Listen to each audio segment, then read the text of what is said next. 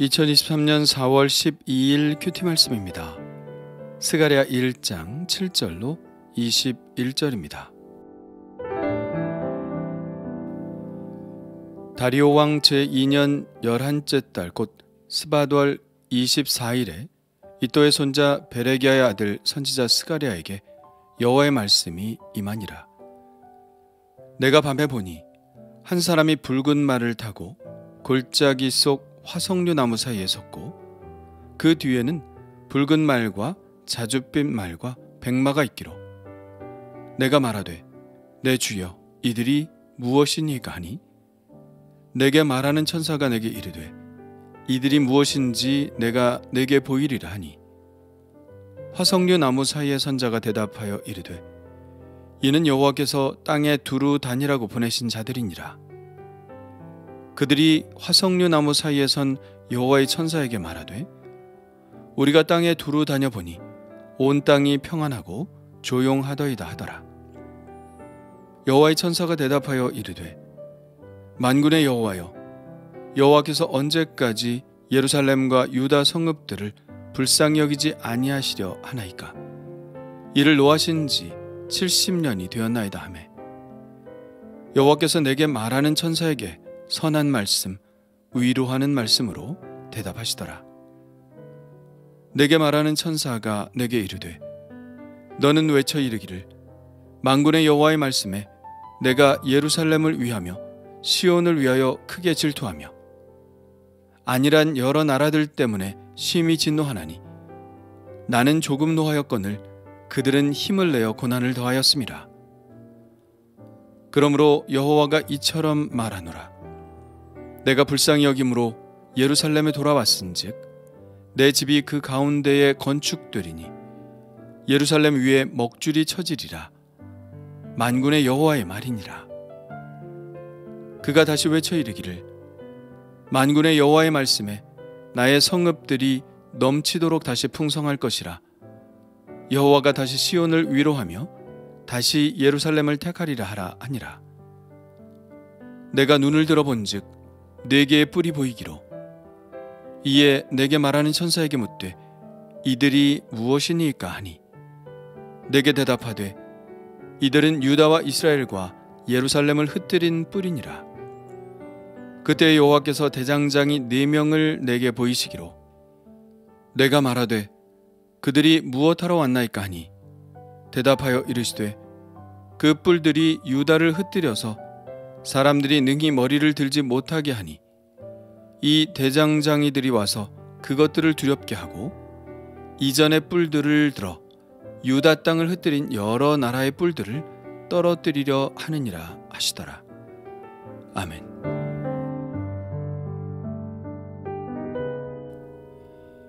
앞에서와 마찬가지로 다리오 왕 2년 그러니까 주전 520년 11째 달에 하나님의 말씀이 스가랴에게 임합니다. 첫 번째 말씀하시던 때로부터 석 달이 지난 때이죠.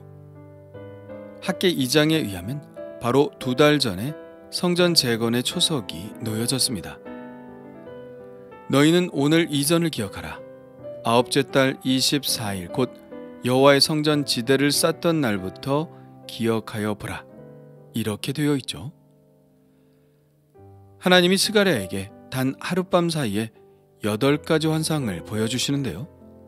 오늘 말씀은 그중 2가지 환상입니다. 첫 번째 환상은 화석류 사이 붉은 말을 탄 사람에 관한 환상이고 두 번째 환상은 뿔 넷과 대장장이 넷에 관한 환상입니다. 스가랴가 밤에 보니 한 사람이 붉은 말을 타고 골짜기 속 화석류 나무 사이에 섰고 그 뒤에는 붉은 말과 자줏빛 말과 백마가 있었습니다. 여기서 화석류 나무는 히브리 말로 하다스라는 나무인데요. 이 나무는 꽃과 잎과 줄기에서 모두 좋은 향이 나므로 향수의 원료나 차로 이용됩니다. 유대 처녀들은 남자친구를 만나러 갈 때 신발 속에 이 잎을 넣어 갔다고 합니다. 걸을 때마다 잎이 비벼져 향기가 나도록 하기 위해서죠. 이 나무는 유대인들에게는 불멸과 영생을 상징하기도 합니다. 가지를 꺾어도 이틀 정도는 싱싱하게 살아있고 죽은 것 같다가도 물에 꽂으면 다시 살아나기 때문에 불멸과 영생의 상징으로 본 것이죠. 또한 성공과 부를 상징하기도 하는데 신부의 머리에 쓰는 화관의 재료로 화석류 가지를 쓰기도 하고요.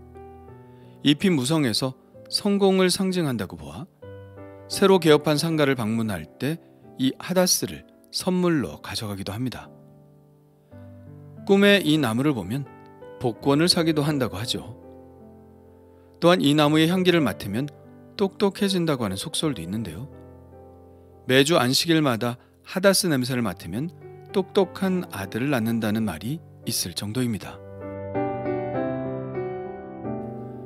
그러니까 화석류는 매우 긍정적인 일들의 상징인 것을 알 수 있죠. 그래서 종교적으로도 매우 긍정적인 상징으로 사용되는데요. 느헤미야 8장에 보면 감람나무와 종려나무 가지와 함께 초막절 초막을 지을 재료로 언급되기도 합니다. 이사야 선지자는 회복된 이스라엘에 대한 예언을 하면서 이렇게 말하기도 하는데요. 잣나무는 가시나무를 대신하여 나며 화석류는 찔레를 대신하여 날 것이라. 이것이 여호와의 기념이 되며 영영한 표징이 되어 끊어지지 아니하리라. 찔레는 고난을 상징한다면 화석류는 풍요와 축복의 상징임을 알 수 있습니다. 그러므로 오늘 말씀에서 붉은 말을 탄 사람이 화석류 사이에 섰다는 것은 이사야의 예언에서처럼 귀환한 이스라엘 백성들에게 긍정적인 시그널을 주는 예언이라는 것을 어렴풋이 미리 짐작할 수 있죠. 자, 그럼 본격적인 환상의 내용을 펼쳐볼까요? 이 환상 속에 등장하는 4명의 말 탄 사람들은 하나님께서 땅에 두루 다니라고 보내신 자들입니다. 그들은 화석류 나무 사이에 선 천사에게 땅에 두루 다니고 온 보고를 하죠. 우리가 땅에 두루 다녀보니 온 땅이 평안하고 조용하더이다.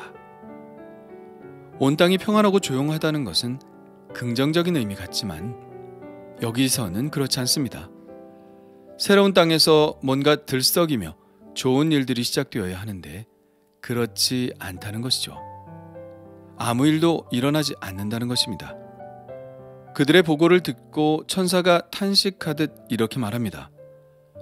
만군의 여호와여, 여호와께서 언제까지 예루살렘과 유다 성읍들을 불쌍히 여기지 아니하시려 하나이까?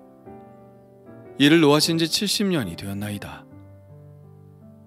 70년 동안 예루살렘은 황폐한 채로 아무 일도 일어나지 않고 있다는 것이죠. 예루살렘이 주전 587년에 망했고 지금 이 환상을 본 때는 주전 520년이니까 거의 70년이 된 것이죠. 그렇게 천사가 탄식을 바라니 하나님이 또 다른 천사를 통하여 말씀하십니다. 그 말씀은 선한 말씀, 위로의 말씀이었는데요.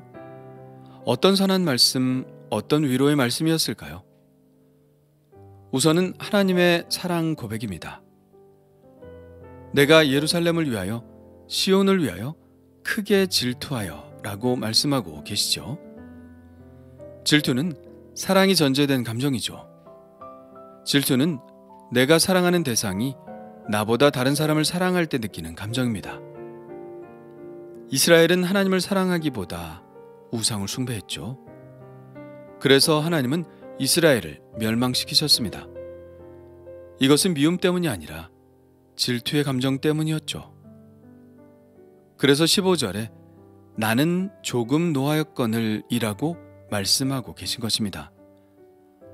하나님은 이스라엘을 징계하시기 위해서 다른 나라를 몽둥이로 사용하셨는데 하나님은 그들이 이스라엘을 좀 살살 다루기를 원하셨습니다. 그러나 그들은 무자비했죠. 그들은 힘을 내어 고난을 더하였습니다. 그래서 하나님은 당신의 백성을 필요 이상으로 괴롭힌 그 나라들에 대해서 징계하신 것이죠. 이스라엘의 입장에서는 자기들을 괴롭힌 그 나라들이 오히려 패망을 당하는 것을 보게 될 때 분명 위로가 되었을 것입니다. 두 번째 선한 말씀, 위로의 말씀은 이스라엘의 회복에 관한 것입니다. 하나님은 스가랴 선지자를 통하여 성전 건축에 대한 비전을 다시 새롭게 하시는데요. 내가 그들을 불쌍히 여김으로 예루살렘에 돌아왔은즉 내 집이 그 가운데에 건축되리니 예루살렘 위에 먹줄이 쳐지리라 라고 말씀하십니다. 여기서 중요한 것은 내가 돌아왔다는 것입니다. 이스라엘의 죄 때문에 그 땅을 떠나셨던 하나님께서 돌아오셨다는 것이죠. 이것이 바로 선한 말씀, 위로의 말씀이죠. 하나님이 돌아오셨으니 당연히 하나님이 거하실 성전이 건축될 것이라는 말씀입니다. 예루살렘 위에 먹줄이 쳐지리라는 말씀은 다시 건축이 새롭게 시작될 것이라는 비전의 말씀인 것이죠. 그리고 성전이 건축될 뿐만 아니라 하나님이 거하시는 성읍들이 넘치도록 다시 풍부할 것이라고 말씀하십니다. 성전이 회복되고 또 도시도 회복되리라는 말씀입니다. 그렇게 하나님은 다시 시온을 위로하시며 다시 예루살렘을 택한 도시가 되게 하시겠다고 말씀하십니다.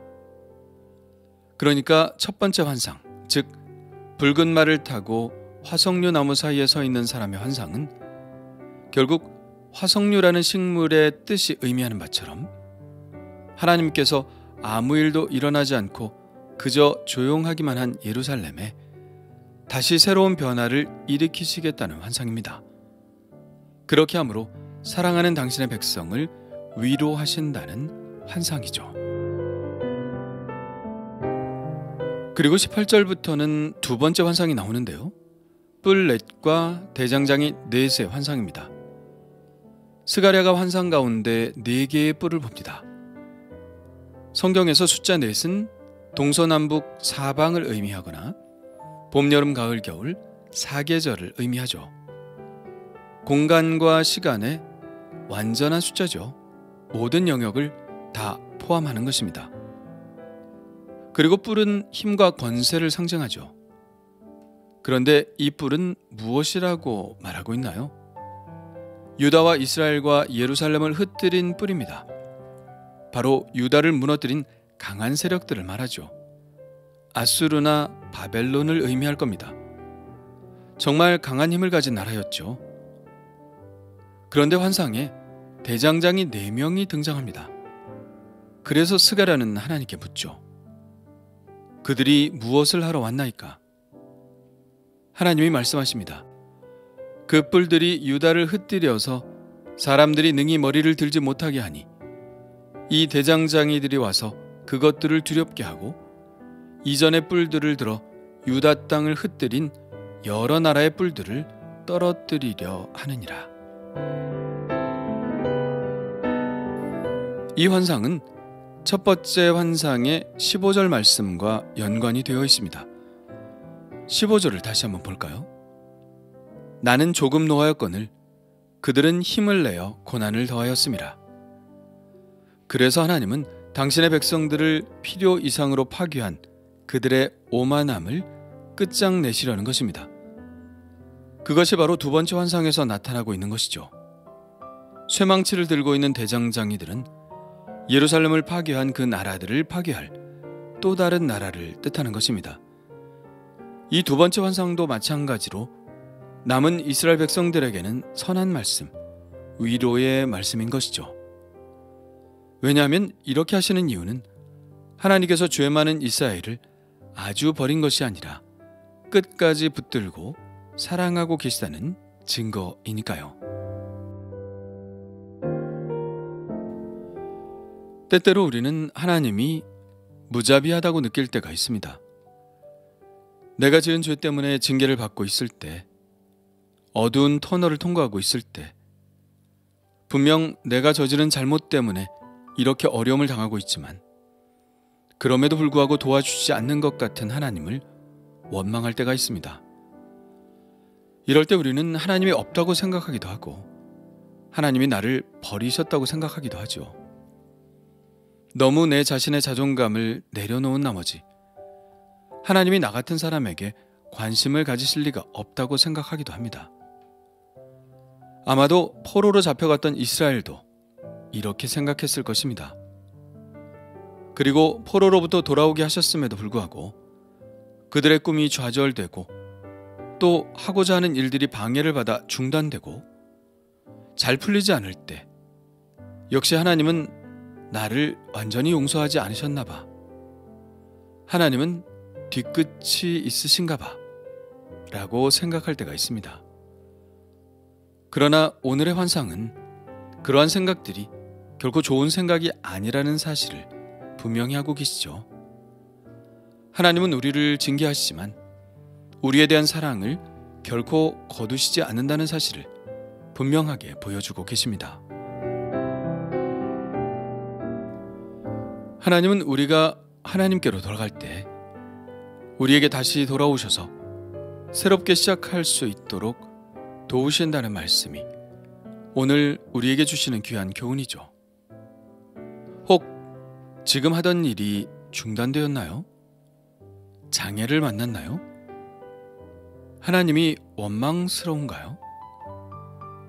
다시 하나님의 사랑을 묵상하기 원합니다. 하나님은 우리를 질투하실 정도로 사랑하시며 다시 시작할 수 있도록 선한 말씀, 위로의 말씀으로 채워주시는 하나님이시라는 사실을 다시 한번 깨닫습니다. 오늘도 나에게 말씀하시는 이 선한 말씀, 위로의 말씀을 듣고 다시 일어나기를 원합니다. 주님 감사합니다. 우리에게 조금 노하시는 하나님, 우리를 완전한 멸망으로 인도하지 않으시고 언제나 늘 우리의 회복에 관심을 가지시는 하나님을 찬양합니다. 인생길을 가다 장애물을 만났을 때 좌절하거나 낭망하거나 하나님을 원망하지 않게 하시고 여전히 우리에게 선하시고 위로하시는 하나님을 묵상하게 하여 주옵소서. 우리의 원수들을 물리치시고 다시 우리의 삶에 먹줄을 치시는 하나님을 오늘 만나게 하여 주심 감사합니다. 이 위로의 용기를 갖습니다. 이 선하신 말씀에 다시 꿈을 붙잡습니다. 주님의 사랑에 기대어 오늘도 힘있게 시작하는 하루가 되게 하여 주옵소서. 예수님의 이름으로 기도합니다. 아멘.